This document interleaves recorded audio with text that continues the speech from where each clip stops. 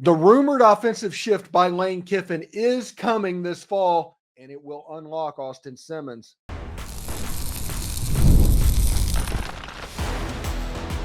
You are Locked On Ole Miss, your daily podcast on the Ole Miss Rebels. Part of the Locked On Podcast Network, your team every day. The Locked On Ole Miss podcast is the most watched Ole Miss podcast out there. I'm your host, Steven Willis, a 10-year veteran member of the national media and a former Ole Miss staff member. On today's show, we dive into a rumor that Lane Kiffin is evolving his offense to fit Austin Simmons' strength, similar to what he did with Jackson Dart in 2022, to be honest. But this time, it might be even more involved. We'll talk about that. We're about to national treasure the heck out of this. We also talk about Darrion Kirksey, a wide receiver who's blowing up right now. And Ole Miss is adding a $5 million luxury suite set, I think 10 of them, in 2027. We'll talk about that. We're free and available on all the podcast apps and on YouTube. Thank you for making Locked On Ole Miss your first listen every day. And a special shout out to the insiders and everydayers who make this show what it is. And don't forget to find a second listen on the network. Chris Gordy at Locked On SEC or Corey Burton at Locked On Vandy bring other perspectives on college football, the SEC, and yes, even Ole Miss. So check them out. So whenever we were thinking about this show and what was going on, we started hearing the rumors over and over, starting about 4 weeks back, about a shift offensively in the Ole Miss game plan. And Ole Miss shifting their offense is not anything new. So that's not the storyline of what's going on with me talking about it. The storyline is going to be how exactly they are planning on shifting their offense. And I started hearing through DMs and text and all that about a month ago. Is like, hey, Lane Kiffin is transforming this offense to be ready for an Austin Simmons run offense. And it's like, okay, listen, Austin Simmons could have won 10 games last season as the quarterback of Ole Miss, in my opinion. I am a huge fan of Austin Simmons, and I think he's the first Eli-level quarterback that Ole Miss has had since Eli left Ole Miss. He's a super cerebral guy that can play quarterback. So whenever we talk about how the things change, and for Austin's strength, it's going to be about that, him being a cerebral quarterback. Austin Simmons is a great quarterback and in a great position to do a lot of stuff. So what to watch for with the offensive changing potentially in 2025? Lane Kiffin traditionally builds an offense designed for the strength of their team. The offense was built around Matt Corral in 2020 and 2021. It was built around Zach Evans and Quinshon Judkins in 2022, and it was built around Jackson Dart in 2023 and 2024.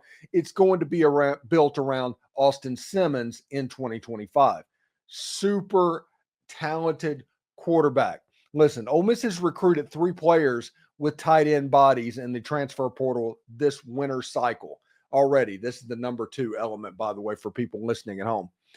That lets you know that Ole Miss is at least playing with the thought of being more personnel imbalanced, as opposed to always being in 11 personnel and always running simple offense, to where tempo is the number 1 goal of the offense.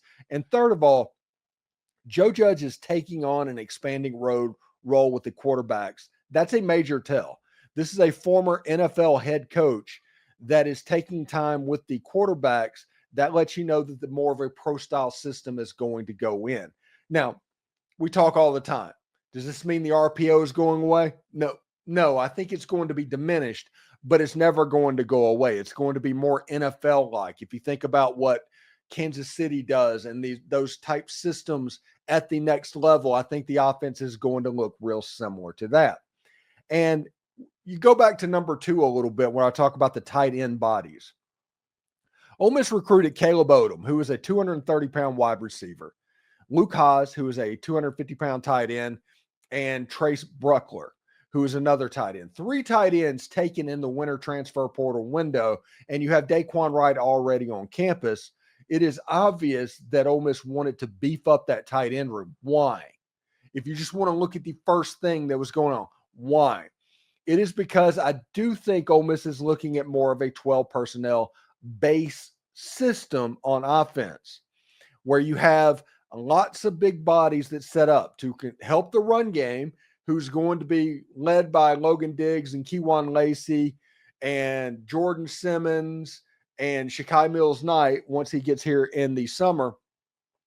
The 12 personnel would help the run game with lots of bigger bodies. And having somebody like Caleb Odom who can play on the outside means that Caleb Odom and 2 tight ends can be on the field at the same time, and you can run a normal offense at tempo.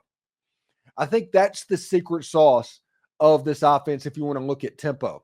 When you have Caleb Odom, Luke Haas, and Daquan Wright on the field at the same time, you can run 11 personnel plays, the same offense that Ole Miss fans are used to seeing over the last 2 years.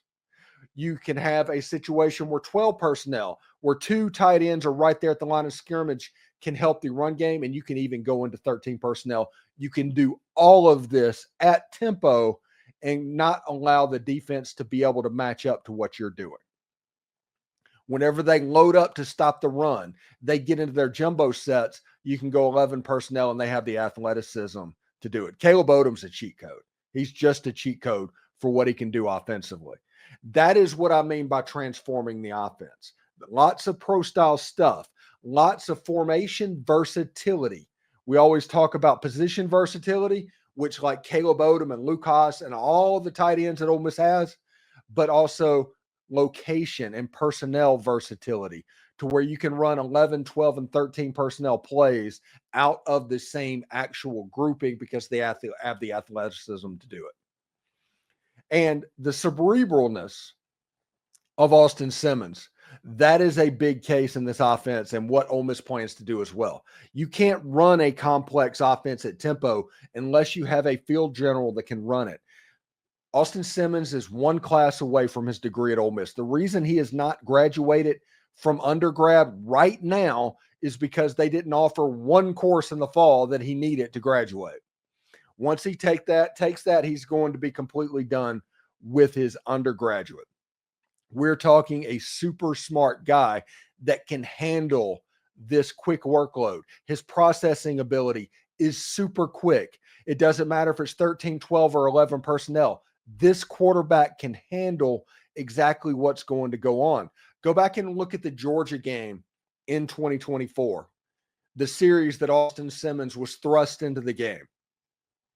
When you look at that and see how quickly the ball came out of his hands against one of the premier defensive minds in all of college football, he's not going to see anything more complicated than that.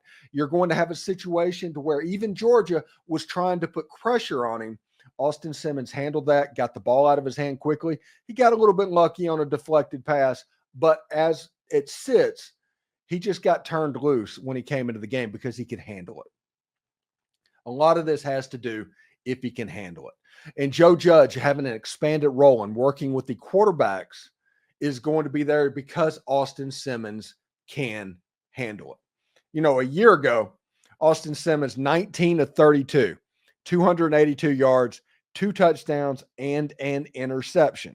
No interception, sorry. He just went in and did his job at an extremely high level. Against Arkansas, he had a touchdown pass. He had a touchdown pass against Furman. Both of them, I think, to Caden Lee, if we're going to be honest about it. But if you look at what Austin Simmons did to get him ready, that was within the normal tempo RPO offense that Ole Miss ran. This offense is going to be dictated to his strengths. If somebody can process a lot of information quickly, he's going to have the ability to process a lot of information quickly to make the defense hurt. That is what's going to be important for Austin Simmons, and it has a chance to make it look completely different. Again, the tight end situation at Ole Miss makes it to where I am extremely interested to see what they can do. Remember, they have Caden Lee, they have Deshaun Stribling, they have Trey Wallace, they have Caleb Cunningham coming into the campus as well. We will see exactly how that looks for Ole Miss moving forward. They have wide receiver weapons. They have different personnel groups that can be brought in. You can make it to where you can play the matchups. They're talented enough to go matchup to matchup against whatever the defense is going to do. There's not going to be many defenses that can do too much with the Ole Miss offense. You can play the matchup game. You have 3 running backs that you feel very good about. 4 if you count Jordan Simmons. You have 7 wide receivers that all should be able to play. You have 4 tight ends that have no problem being on the field at the same time. And you have an NFL level quarterback potentially for the first time since Eli. Listen, this is not a shot at Jackson Dart. This is not a shot at Matt Corral or Jordan Thomas. Austin Simmons can do things differently and do things that others cannot. And he has the physical ability to pull it off and the mental activity as well to be able to handle exactly what's thrown at him. He is an NFL quarterback playing in a Lane Kiffin system, and we should all be thankful about how that exactly would look. I know it's year 1 as a starter with Austin Simmons, but it should look pretty interesting as an Ole Miss fan. In a year that South Mississippi boasts the best receivers in the nation and one overlooked talent is ready to break out, could he be the next big star? Stick around. We've got his exclusive breakout story coming up. Attention, Locked On Ole Miss fans. The future of college sports is here, and it is transparent. Before the Roy app, NIL negotiations often happened under the table, and fans didn't even have a clear way to directly support the athletes they love. Now with Roy, you get to be a part of the change and support the Ole Miss athletes in the most transparent way possible. Roy, the NIL app, allows you to choose the player that you want to support, decide how much to contribute, and you get to receive exclusive content from the athletes you back. The best part, if your player transfers, you get your money back. It is a risk-free way to show your support. The Roy app gives fans control. No more uncertainty. Now you can provide transparent, impactful support and help shape the team and the future of college sports with your contribution. So download the Roy app now from the App Store and start backing Ole Miss athletes the way they deserve to be, with transparency, trust, and real impact. This is the future of college sports. Join it now by downloading the Roy app and supporting your favorite players.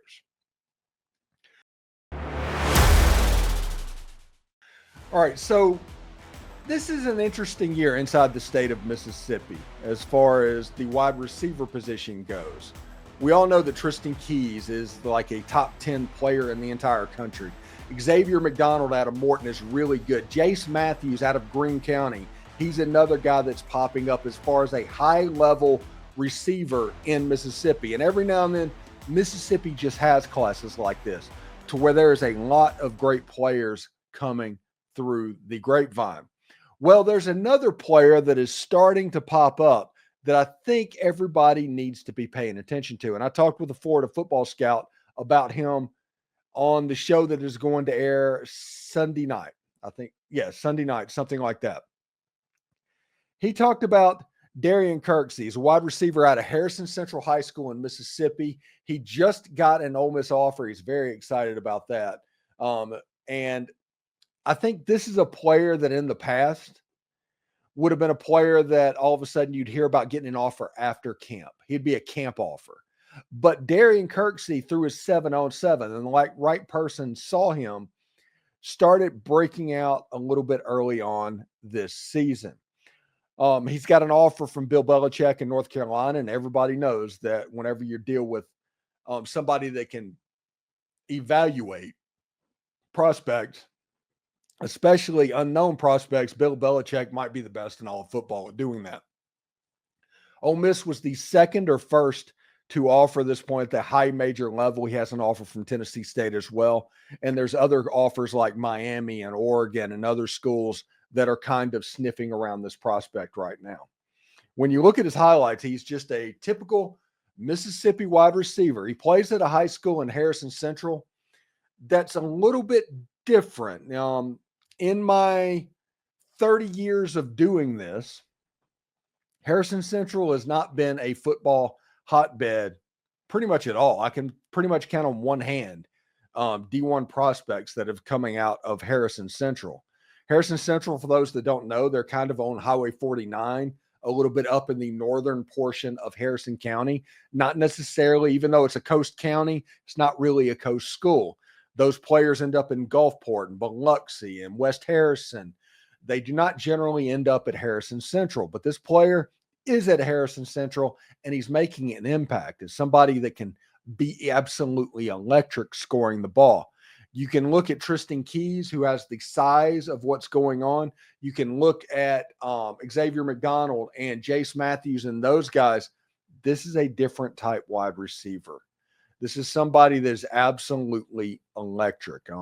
I guess the best example of it would be, I don't know, kind of a taller version of Elijah Moore as far as his electricity running after the ball. He's not exactly phone booth side to side as quick as Elijah, but his suddenness down the field is worth paying attention to.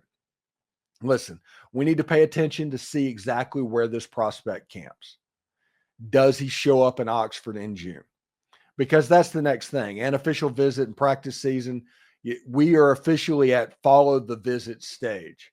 So between Tristan Keys, Xavier McDonald, Jace Matthews, and Darrion Kirksey, you have to pay attention to where these prospects visit. In Mississippi, they have so many four-star players this year. Mississippi is loaded this season. I talked to Brian Smith, the Florida football scout, about the recruiting class in the state of Mississippi. And I was like, hey, Ole Miss might sign more high school players this year just because Mississippi's loaded. I mean, you have 13, 14, you could have up to 15, 16, or 17 four-star players inside the state of Mississippi before this is all said and done. So it could be a situation that Ole Miss ends up signing more high school players, not because of a shift in what they're doing, just because more are available. I tell people all the time, Lane Kiffin is the type of coach that he just has a line on a piece of paper. And if you are a player that he evaluates above that line, it doesn't matter if you're in Canada, in JUCO, in high school, at a D2 school, a D3 school, FCS, or a Power 5 school. It doesn't matter. If you are above that line, he will sign you. And it doesn't matter. So when everybody's talking about Ole Miss is going to change the way they're recruiting this year, that isn't exactly true. He's recruiting the same way he's always recruited. He's going to recruit the best players, the path of least resistance over the line that is take. He is not going to reach and trying to develop people under that line into people above that line. And he is going to do that each and every single year. And the result you've seen is one of the best rosters that Ole Miss football has put together in their history. Ole Miss just won 10 games in a season, back-to-back years for the first time since 1959 and 1960. That's pretty heady territory. That is worth mentioning. So Lane Kiffin is roster building, A+.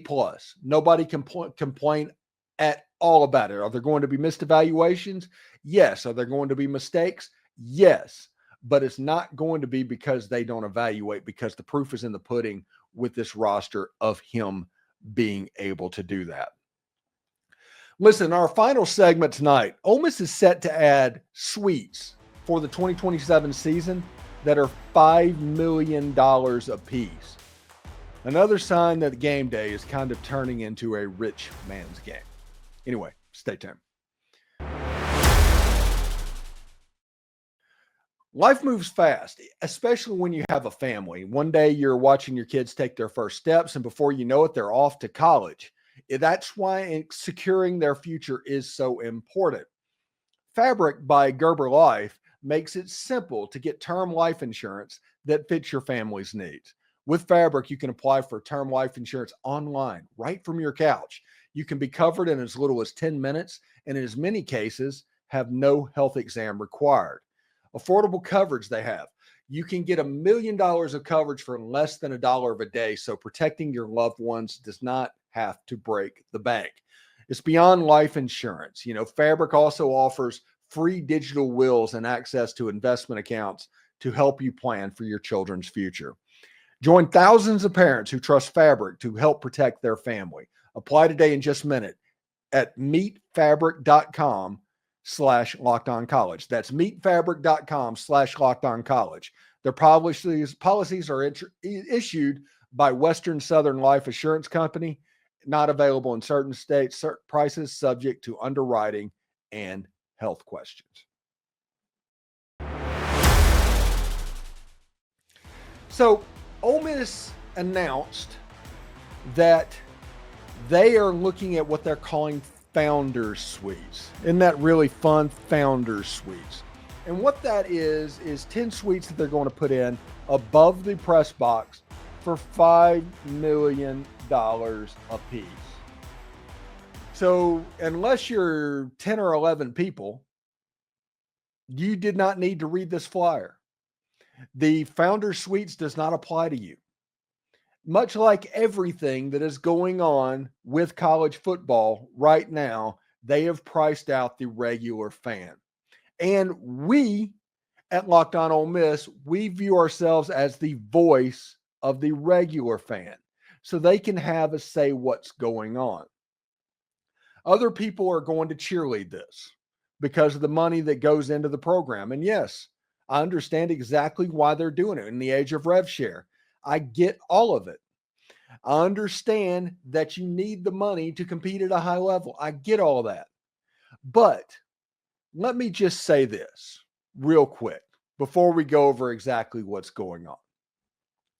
If you price out the regular fan in the name of winning, do not be surprised when you lose that regular fan when the winning stops.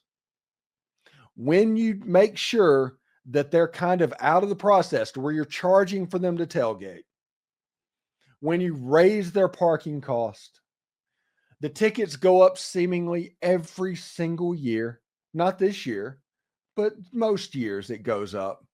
And then you add stuff, amenities, like a $5 million donation to Champions Now suite that's going to exist for the football program. Do not be surprised if you lose the regular fan. I like to talk about all the time how we are the voice of the forgotten fan.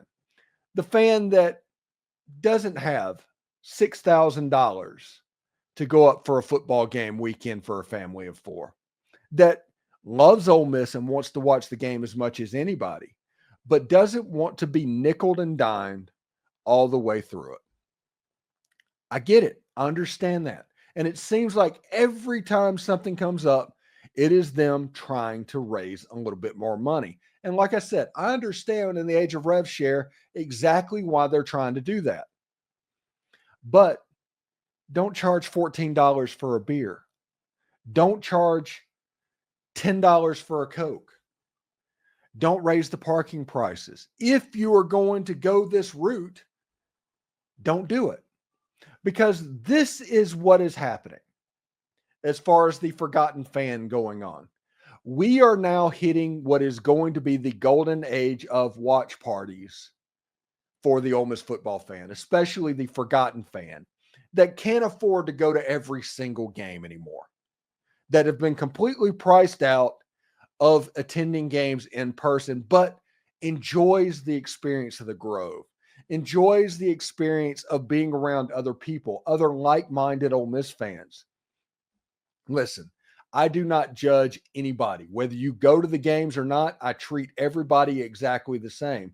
Because the reality is, instead of spending $6,000 that doesn't benefit winning other than a slight little amount, why not donate a couple $100 a week to the Grove Collective and watch the game on TV where the seats are like you're on the 50-yard line with a crystal clear picture, no line to the bathroom, and you can eat whatever you want for next to nothing, unless it's eggs.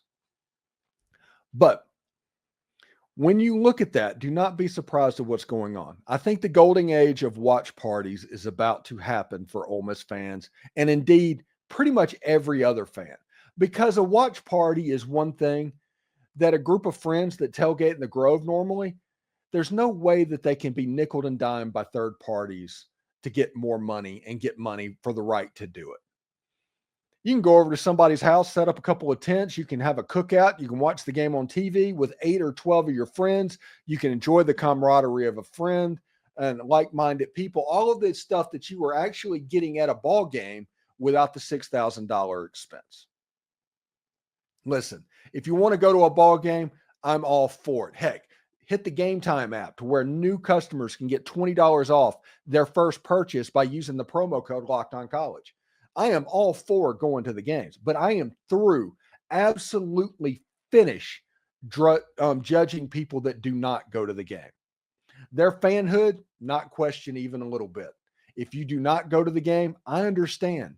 And everybody should understand. If you want to go to the game, understand that as well. Congrats on being able to do it. But this founder suite thing, like I said, I get exactly why they're doing it.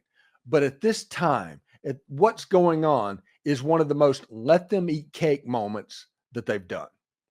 This group of people are entirely the group of people that we're marketing to.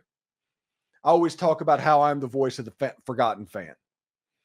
And when I started this show, I said there's 10,000 people in the Ole Miss fan base that are willing to spend money on Ole Miss football, not including going to a ball game. I'm talking the subscription sites, give a donation to the Grove Collective. There's probably 10,000 of them out there. And they're the same 10,000 schools. So you have all of the subscription sites fighting over the same people. I was like, what about the other 200,000 fans that just wants to be an Ole Miss football fan, that just wants to watch the game and cheerlead from the sideline and have a good time and enjoy what's going on? What about them? Who is thinking about those guys? And I'm going to say some stuff that's going to rile up those 10,000 fans from time to time. I'm going to do it because I am looking out for the forgotten fan. I am always looking to try and make their life a little bit better. The people that just want to have fun enjoying football and enjoying Ole Miss games, enjoying the Grove, all of that stuff, I am looking out for them. And consistently over the last 4 years, I think I've been in that boat. You're going to have other people that are marketing to those 10,000 fans that are going to cheerlead this movement of the Founder Suite of like, hey, this is a really great thing that's going on. And maybe for the program, it will be if they sell all those tickets. But again, you could have sold those 10 boxes by talking to 30 people on the telephone more so than putting a thing out on Twitter like let them eat cake. That was problematic. It just is. And Ole Miss is going to be fine in this. Heck, this rev share thing, if Ole Miss would have just taken the TV money and taken $20 million out of that, they wouldn't have had to raise a ticket price, put suites in, the whole 9 yards. But that would require a little belt tackling in the athletic department. That would require a Doge version of the athletic department, Department of Athletic Department Efficiency. It would require that. As it sits now, it's just one more thing going to fans about. And at least they're doing this Founder Suite thing at businesses and corporations and companies that can afford it. But it is yet another example of why the Grove thing didn't even need to happen. If you were going to do this, the Grove didn't need to happen. Parking didn't need to be raised up. But it was. So, like I said, it might be unpopular to some. I'm not a huge fan of this. And I do think the golden age of watch parties for Ole Miss football is about to kind of kick off. And you're starting to see some good old-fashioned backyard cookouts around Ole Miss football. So we'll see exactly how that goes as well. So thank you for making Locked On Ole Miss podcast your go-to source for Ole Miss sports. We pride ourselves on offering the most comprehensive perspectives, which is why we're the number one Ole Miss podcast out there. Not even particularly close. Your support means the world to us. Thank you for making Locked On Ole Miss your first listen today. For your second listen, check out the Locked On SEC podcast. Host Chris Gordy holds no punches, covering the best conference in all of college football. Find Locked On SEC on YouTube or wherever you listen to podcasts. Hotty toddy, everyone. And remember, analytics is just the old English word meaning bad football. We'll see you tomorrow.